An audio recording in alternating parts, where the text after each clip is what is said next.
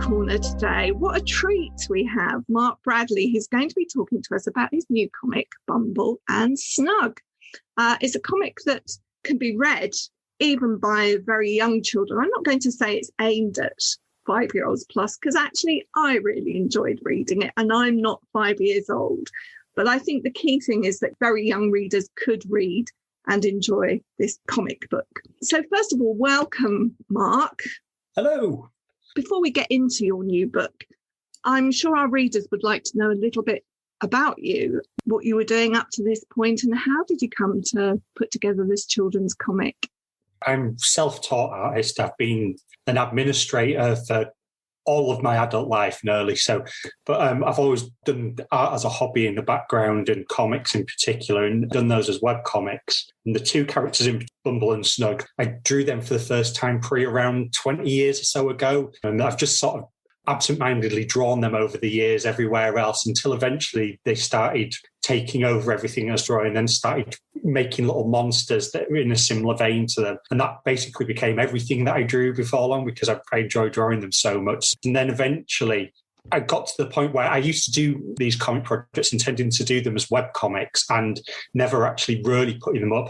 And then my wife was like, you need to start putting one of these up or I'm going to strangle you, Mark, online. So they found their own webcomic in one called Bugbops, just doing one in a really scratchy style, really basic style. They sort of really took off. Then it ended up crossing paths with the senior fiction designer at Hachette, a guy called Samuel Perrott. And then we developed a pitch from there for the children's books. I'd never written anything long before. I'd done flash fiction and individual webcomics. So literally happened after that. So it was all sort of stumbled along and happened by accident, which is weird and lovely and strange. As you were talking, it struck me that when we think about comics, so much of what makes them work are strong characters. I want to talk about your characters. They're very approachable, and possibly one of the reasons that they've been put into this package for younger children is that they're very approachable. I'm not going to say they're Mr. Men, but they've got that simplicity of line and flat colour, and the names are very comforting and approachable. Tell us a bit about Bumble and Snug in your words.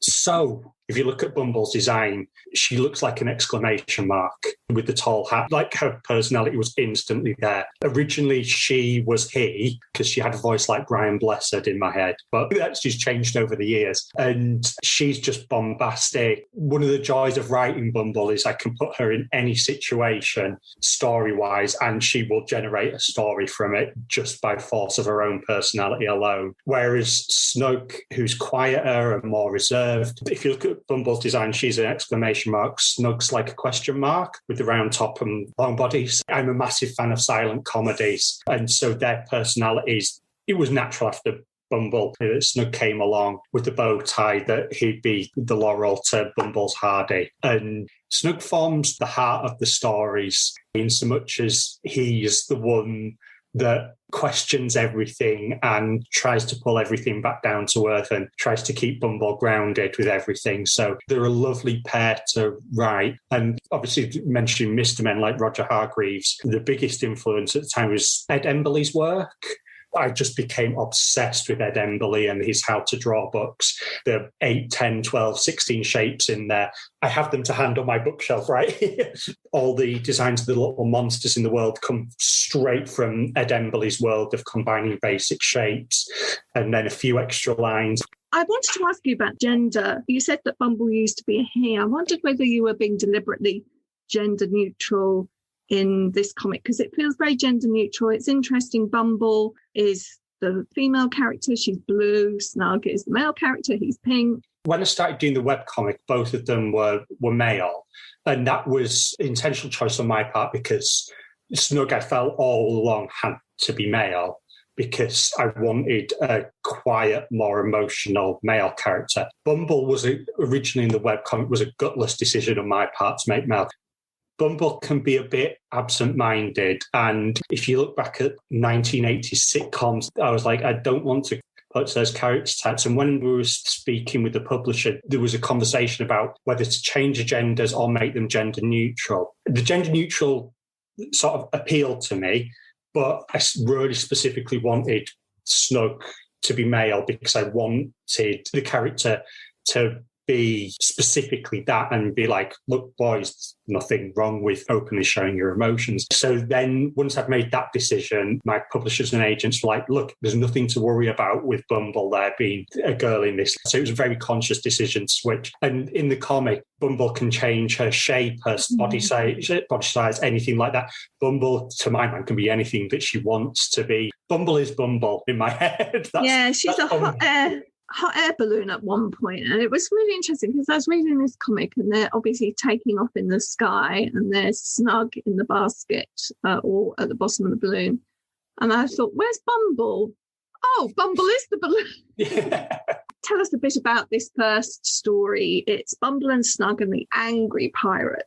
It's about Bumble and Snug deciding to go for a lovely quiet picnic, and to find where they want to have the quiet picnic, Bumble inflates herself to be the size of a hot air balloon and carries them along to find the nice secluded spot. And unfortunately, as is Bumble's way, she gets a little bit distracted along the way by everything that she sees and gets them out to the seaside where Snug panics a little and tries to get to land and end up blowing them out to sea and crash landing in an island where they find buried treasure. And they manage to find an escape route and then get back to land. But then it turns out that the buried treasure belongs to some pirates who are very angry about getting lost there. And then it all takes off after there in a massively bombastic style after that, involving a very, very angry octopus. When we were developing the books, we were talking about each book centering on a single emotion that we can explore. Because I worked just as an administrator at the probation service for 10 years. One of the things that kept coming through is emotional literacy. And obviously that's a big word in children's publishing nowadays, as far as I understand it. Yeah, it's something you keep coming back to and back to and back to and back to when you're working in the criminal justice service, and obviously anger in particular. So like that was the emotion that ended up going towards first as the emotion to look at, particularly because it's something I'm sure most listeners are more than aware of, issues surrounding how men deal with the emotion of anger. And I have a friend who's a child psychologist, so speaking to her about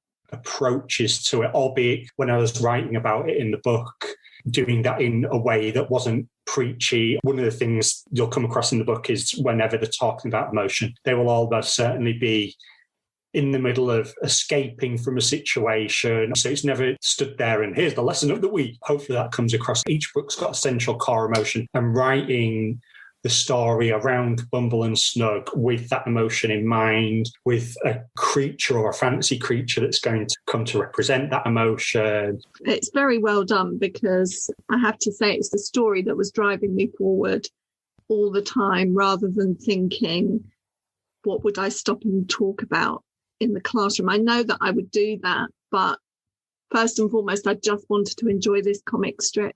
I want to talk a little bit about visual language in relation to the emotions that you're talking about. You have got one very angry pirate, and there's a page where that anger just bursts out of the page. I wondered if you could talk us through some of the visual language that communicates that emotion. It's been a really interesting learning curve. On all the stuff I've done previously, I can adapt however I want to it. But in this particular one, obviously I want it to be really accessible to children who are new to comics, and trying to keep the visual language very accessible. For instance, one page you're particularly talking about is a double page spread with no background, and Bumble and Snug sort of in the background looking very shocked, and the pirate is occupying probably 2/3 of the page, and then another 1/5 of the page is some symbols that may communicate some words that wouldn't be appropriate for young ears, and in very spiky speech bubbles, and then lightning shapes around the pirate. And yeah, she's looking very angry. And the mouth is so big. Yeah. She's basically all mouth in that. Yeah.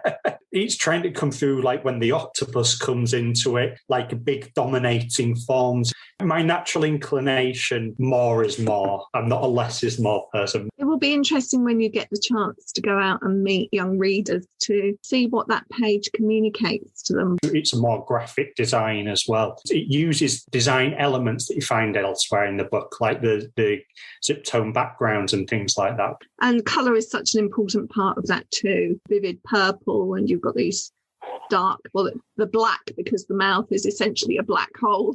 Yeah. But a lot of what happens in the rest of the comic really encourages a lot of wish fulfillment in children. You know, these magical places. There's a map of, you know, where unicorns are, and then there's the kind of seaside. And you can see that would trigger them to want to create their own places to add to your map. I would love to see that. And also your monsters. You know, we've got Bumble and Snug, but you very enticingly show us lots of strange creatures. That's how I relax, drawing little monsters just doodling away. That's my happy place. I wanted to include a little guide to start them off on their own. I've already had some lovely little ones sent through social media of people's children drawing their own. Not something I was prepared for, even though I stuck a how to draw section at the back, and has been absolutely wonderful. I want to talk a little bit about the sort of comic influences on you. Not a comic exactly, but as I'm sitting here talking to you, my eyes are drawn to a poster that's hanging on the wall behind you, which is the Finn family Moomin troll from the stories by Tove Jansson. There is some sort of similarity between a Moomin and that very simple line and that round belly. You kind of know how to respond to that character, don't you? Yes. Tell us about how you came to the Moomins and why they're so important that you've got a poster in your room. Tove Jansson's one of my 5 biggest influences on the world. I mean, I have a huge cupboard full of editions of her books. The Moomins, I first came to them with the stop-motion animated series that came from Poland, and when we imported it over here, it was narrated by Richard Murdoch. And it's like anything as a child. There's something you click with, but you don't know why you click with it. There's a line in a song by a band called Johnny Boy, where it's called "This Frequency Is My Universe." And the Moomins, like that, the frequency of them, there's just something about them. For me, nowadays, the thing that I absolutely love most about them is, and like I say, I'd like to draw little monsters. That's not a coincidence that I love Moomins, where there's this universe full of little creatures that oftentimes are fairly thinly veiled metaphors or designs for a central emotion. The way she does that I'm going to use a word that I should never use in regards to anything anyone's done with that, but she seems to do it effortlessly. Like, it comes off so naturally in the way that she does it. And I can draw a straight line between what I love doing and what happens in the Moomin stories. Now, while we're talking about comic heroes, I've been following you a little bit on social media in preparation for today. I was taken with a tweet that you put out about Garfield. There was a kind of questioning about whether Garfield had ever had any influence on comic book creators. And it kind of struck me that you didn't probably feel that positively about Garfield, but then you listed some other characters, and I was thinking, oh yeah, I can see that they probably had a strong influence on you. So maybe take us through a little bit about your comic heroes, and then maybe secondary, tell us why you have a question mark over Garfield. I'll start with Garfield first. Like, I'm literally ambivalent on Garfield. The reason I asked the question is I was born in 1980. You couldn't move for Garfield. Like, it was on the back of people's windows. It was on TV. It was the books were everywhere. They were mega. And I was trying to think of where I see those influences now. And like I say, outside of like a particular sense of humour in sort of 2000 era webcomics, I couldn't think where I saw that, which is weird because Garfield it's off the top of my head, I think Jim Davis is like the second most successful English language comic creator ever after Charles Schultz Peanuts.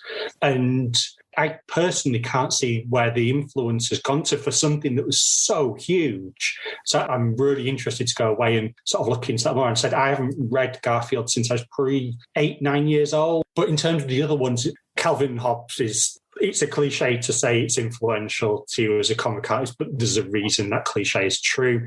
One of the strongest memories about comics in my whole life is there's a particular strip, which is the Tyrannosaurus Rex in F-14s, of being on holiday in Wales with my grandma and my mum, and being sat on the floor and reading that strip for the first time and not being able to breathe. I was laughing so hard. And it's something about the sheer amount of effort that Bill Watterson puts into his line work, I think, where it's like that he's done so much work on something so incredibly goofy that just appeals. I find it hard to articulate why I love that strip so much, because I've just got so much wrapped up in it. The characters are so incredibly drawn. It's the way that it gets these incredibly deep thoughts into this incredibly accessible strip. Bill Watterson is absolutely monumental in terms of influences and things like that. In Ben Clanton's books, Narwhal and Jelly, when I was approached by Hasher, I was trying to research children's comics and obviously came across Dogman by Dave Pilkey, and Narwhal and Jelly had literally just come out. So I picked that up, and that was really influential in terms of like panel structure on the page and how to approach panel structures for a younger audience. People like James Kolchaka, who did a series called Johnny Boo, Andy Watson. His influence won't show some in my comic, but he's one of my all-time favourite comic creators. With Kerry and the Night of the Forest, his Glister Comics, Gum Girl, Dumb. I could list like about 1,000 different names. Like Dana Simpson's work is fantastic, who does Phoebe and Her Unicorn, which is very much a spiritual sort of success, modern-day spiritual successor to things like Calvin and Hobbes. I want to talk a little bit about comic theory. Yes. And whether that's something that has influenced you as well. I'm thinking about the people who've sort of written about how to create comics, whether it's the Scott McCloud or Paul Gravett. Is that something that you're interested in as well? Oh, God, yeah. I mean, like, I think I read McCloud for the first time when I was probably about 19, I think, and that just blew my mind at the time. The approach that I absolutely adore, that Will Eisner, I was reading it at the time. And latterly, people like Neil Cohen, who I am obsessed with the stuff that he's doing, which is to do... It's like the grammar, isn't it? Yeah, he's basically looking at comics in the same way you would construct a sentence in prose and saying there's stuff going on here that we haven't properly studied. He's doing a wide-ranging international study where they're looking at comic panel structures from around the world and how there's generally a different average amount of panels per page, different types of pages, different angles, different density of images in panels. Fascinating stuff that seems to be indicating the idea that this sort of image as a universal language isn't as universal as we think it is, and that it's a learned grammar. I can't recommend anyone listening who hasn't encountered his work there's a few videos on YouTube where he's talking to people. And there's also stuff like Hacking Graphic Novels and Worth 1,000 Words by Meryl Jaff and Talia Hurwitch that are looking about using comic theory in classrooms. I started looking into it more and more. Something that's weird, like it's possible to sort of read comics and be unaware of how spectacular the boom in children's graphic novels has been over the last decade. And it's why I talk so much about it so passionately. We need to understand that this is coming up and it's going to fundamentally change comics in the US and UK for generations now. It's interesting. It sort of went through a little dip and all the kind of traditional weekly comics disappeared, didn't they? So it's quite interesting to see these coming back in a different format. I talk a lot about the rise of children's graphic novels online. Unfortunately, because I'm talking usually on Twitter, it doesn't allow for nuance, deep dive into it that I'd like to, because obviously, whilst there's been this explosion in the US, which is starting to happen over here, especially when you look at Alice Oseman's recent success and Jamie Smart's repackaging of the Bunny versus Monkey graphic novels, and Jess Bradley, no relation, who did A Day in the Life of Pooh, Gnu and You. The explosion in graphic novels happened in the last 10 years, but it was predicated by the surge in manga publishing in the sort of 9 years prior to Smile coming out by Telgemeier. Yeah. You mentioned manga, and there seems to be a little influence of that in your own work with the stats and, it's a bit Pokemon-esque, isn't it? And, I love it. And even the idea of Bugbopolis, it's got a kind of Pokemon feel. I love the little, in manga, well, not in every manga, but some manga, where there's obviously the cutaways where they do the chibi-style characters as an emotional reaction, where the emotions are so big that they warp the reality of the page, the way that they use lines to replace backgrounds and big, really. That's something actually in the second book that I've done the rough artwork for. I'm about to start the final artwork imminently, and I'm going to need to go back and do some reading up on some of particular manga titles where I want to pull some of that influence through more in that one. You've introduced us to your wonderful Bumble and Snug. You've given us a great insight into the comic book world and also how trends are changing. And it seems that accessibility in particular of comics for children is growing, which is a great thing. I can't wait to see what they make of your books in schools and classrooms and the kinds of questions that children send you and the sorts of drawings that are going to be dropping through your email box and on your social media feeds for sure. And I'd just really like to thank you, Mark, for taking your time today to come and talk to me in the Reading Corner. It's been such a pleasure. Thank you so much. No, absolute pleasure to be on. In the Reading Corner is presented by Nikki Gamble and produced by Alison Hughes. If you have enjoyed this podcast, please do leave a review for us. To find out about other projects, including an audience with events and the Exploring Children's Literature Summer School, visit www.exploringchildrensliterature.uk. Join us again soon in the Reading Corner on your favourite podcast platform.